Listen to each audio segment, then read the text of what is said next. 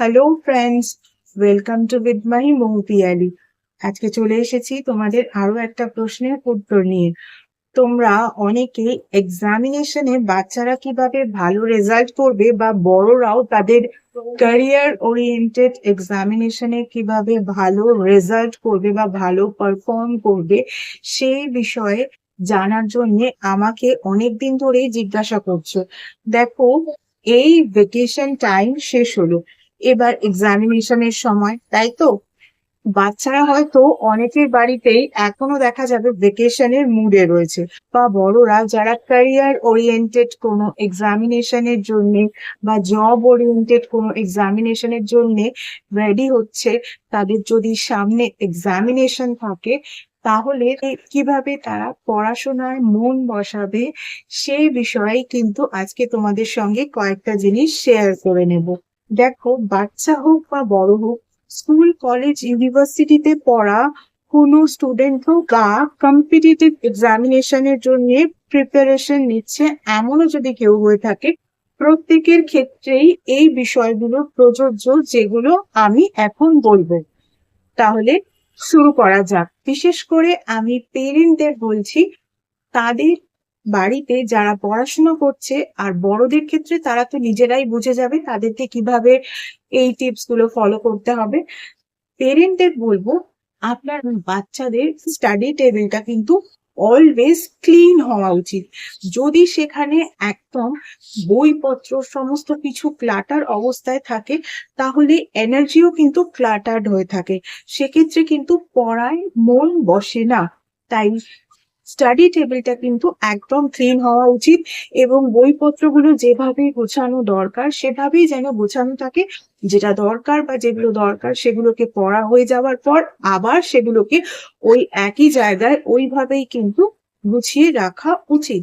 তবেই কিন্তু স্টাডি টেবিলের কাছে এনার্জি ক্লিন থাকবে, আদারওয়াইজ সেখানে কিন্তু ক্লাটার এনার্জিতে ভরে যাবে। এছাড়া স্টাডি টেবিলে কিন্তু অবশ্যই ডিভাইন পাওয়ার বা সুপ্রিম পাওয়ারকে কিন্তু যে কোনো ফর্মে রাখা উচিত। সেটা ফটোগ্রাফ হতে পারে বা মূর্তি হতে পারে। ধরো, যদি হিন্দুইজমের কেউ হয়, তাহলে হিন্দুদের যে দেবতাকে সে তার ইষ্ট দেবতা মনে করে বা সে যাকে বিশ্বাস করে, তার সেখানে একটা ফটোগ্রাফ বা মূর্তি থাকলো। যদি কেউ খ্রিস্টিয়ানিটির হয়, তাহলে সেখানে একটা ক্রস থাকলো। যদি কেউ বুদ্ধিজমের হয়, তাহলে বুদ্ধার কোনো একটা ফটোগ্রাফ বা একটা মূর্তি থাকলো।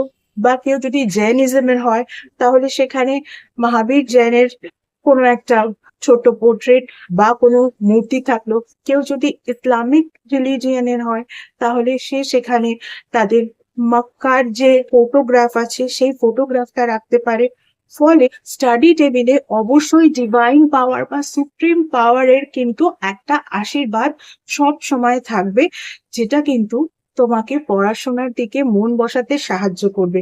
আবার অনেকে যারা এথিস্ট, তারা কি করতে পারো, তারা সেখানে ডিভাইন পাওয়ারের বা সুপ্রিম পাওয়ারের ফটোগ্রাফ যদি না রাখো, তোমাদের বাবা মার ছবি রাখো।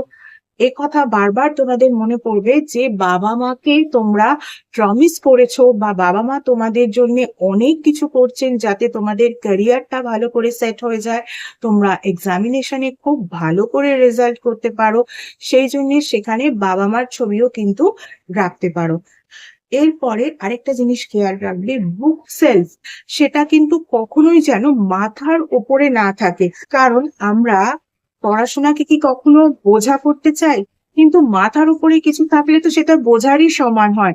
তাই বুক সেলফকে কিন্তু কখনোই মাথার উপরে কোনো জায়গায় রাখবে না, আশেপাশে কোথাও একটা রাখো, কিন্তু তুমি যেখানে বসে পড়াশোনা করো, মানে তোমার স্টাডি টেবিলেরও অনেকটা হাইটে, যেটা কিন্তু তোমার হেড লেভেলকে ক্রস করে যাচ্ছে, সেই জায়গায় কিন্তু বুক সেলফ যেন না থাকে।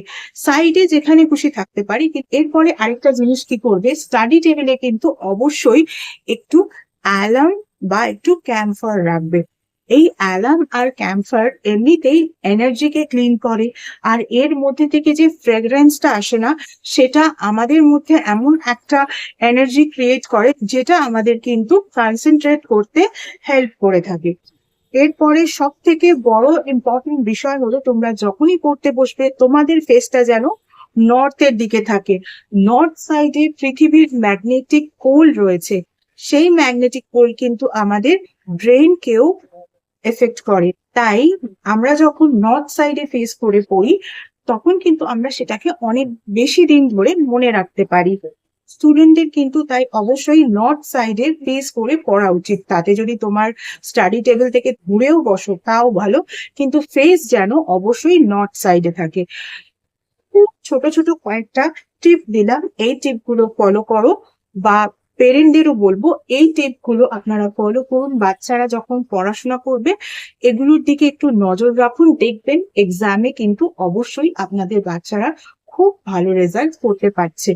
আজকের মতো এইটুকুই। এছাড়া যারা যারা আমার থেকে পার্সোনাল কনসালটেশন নিতে চাও তাদের বলবো, পার্সোনাল কনসালটেশন কিন্তু একেবারেই ফ্রি না। পার্সোনাল কনসালটেশন কিন্তু পেড কনসালটেশন। Regarding what?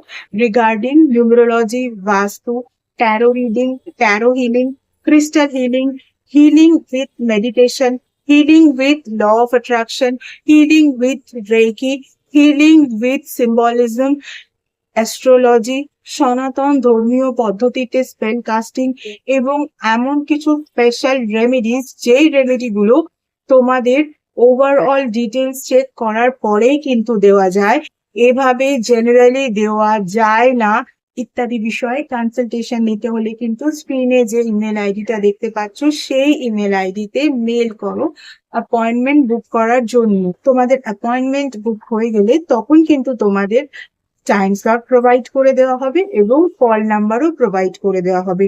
যে টাইম স্লট ওয়াইজ সেই নাম্বারে তোমাদের কল করে নিতে হবে। গত 1 বছর ধরে তোমরা যেভাবে আমার ফেসবুক পেজটাকে লাইক, ফলো, শেয়ার করেছো, তোমাদের বন্ধুদেরকে আমার পেজে ইনভাইট করে নিয়েছো, তাদের বন্ধুদেরকেও আমার পেজে ইনভাইট করে নিতে বলেছো, ঠিক একই রকম ভাবে আমার ইউটিউব চ্যানেলটাকেও কিন্তু সাবস্ক্রাইব করতে হবে। পাশে থাকা বেল আইকনটাকে ক্লিক করতে হবে এবং তোমাদের বন্ধুদেরও বলতে হবে তারাও যেন আমার ইউটিউব চ্যানেলটাকে সাবস্ক্রাইব করে নেয়। আজকের মতো এইটুকুই। এরপরে আবার অন্য কোনো ভিডিওতে নিশ্চয়ই তোমাদের সঙ্গে দেখা হবে। Tata, thank you so much.